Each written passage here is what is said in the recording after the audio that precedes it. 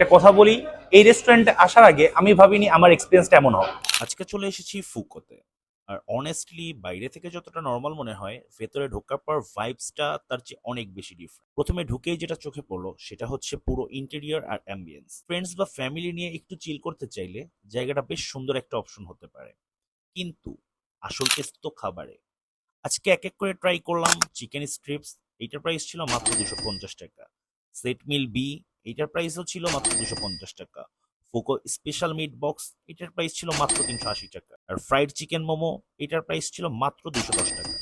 প্রথমেই আমি ট্রাই করি চিকেন স্ট্রিপস, যা দেখতে কিন্তু একদম আর টেস্ট করার পর অনেস্টলি এটা অনেক বেশি মজা লেগেছে আমার কাছে। উপরের লেয়ারটা অনেক বেশি ক্রিস্পি অ্যান্ড ভিতরের লেয়ার অনেক সফট। দেন ট্রাই করি তাদের সেট মিল বি, যেখানে বারবিকিউ রাইসের সাথে বারবিকিউ চিকেনের কম্বিনেশনটা ছিল অনেক জোস। দেন ট্রাই করি তাদের Foucault special meat box.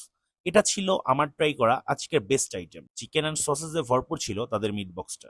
Then try করি তাদের চিকেন ফ্রাইড মোমো। এটাও বেশ ইন্টারেস্টিং একটা আইটেম লেগেছে আমার কাছে। বাট লাস্টলি ট্রাই করি তাদের দুইটা ড্রিঙ্কস।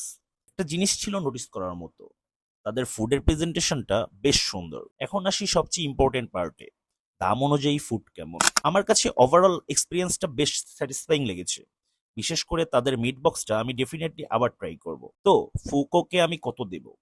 আমার সাইড থেকে 8/10। তবে তোমরা যদি আগে থেকেই ফুকো ট্রাই করে থাকো, কমেন্ট করে জানাও তোমাদের ফেভারিট ডিশ কোনটা।